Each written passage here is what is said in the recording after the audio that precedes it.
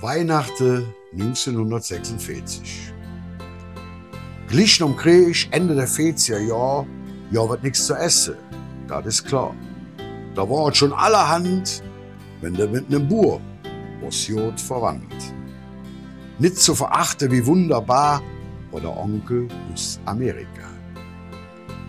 Wer das nicht weiß, der ist jetzt ins Hösch, weil ich euch jetzt erzählen möchte.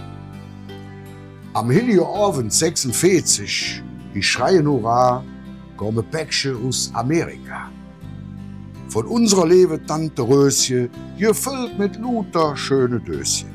Ich riesen ob verdriemigen Hals, boven drop trägt 3 Pfund Schmalz, ein Kilo Bunnekaffee und wow, eine große Dose voll mit Kakao.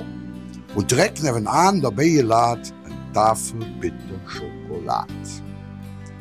Eine große Dose mit Ries, 2 Kilo Mehl und ein Stückchen Kies. Das alles schriftet Tante Röschen eigenhändig akkurat um jedes Döschen.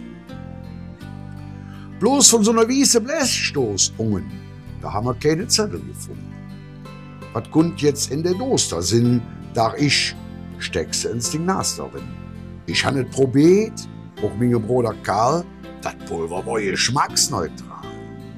Hätte geschmeckt wie in geschlafen Föß, und wir wurden all schon jetzt nervös. So haben wir uns der Kopf zerbrochen, was könnt man aus dem Pulver kochen? Meine Frau meint, draus kochen wir einen schönen Brei, jet Milch oder ein schönes Ei.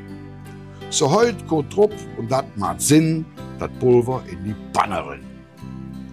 Und jetzt, so sagt dann unsere Oma, ein Dröpfchen Essig für Aroma.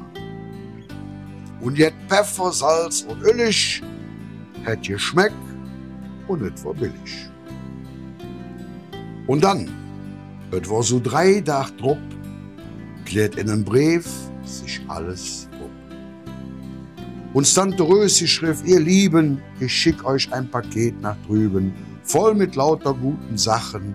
Ich hoffe, dass sie Freude euch machen. Was leider ihr jedoch nicht wisst, dass Onkel Schorsch verstorben ist.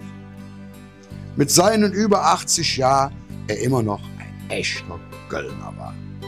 Seinen letzten Wunsch soll ich verkünden, auf Milaten will Ruhe er nun finden.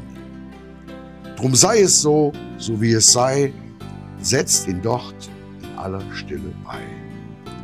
Die Asche ist in der weißen Blechdose, in stiller Trauer Tante Rose. Und so haben wir ohne zu wissen, und ich werde dem Leben nie vergessen, am Hiljeabend unsere liebe Onkel Schorsch abgefressen.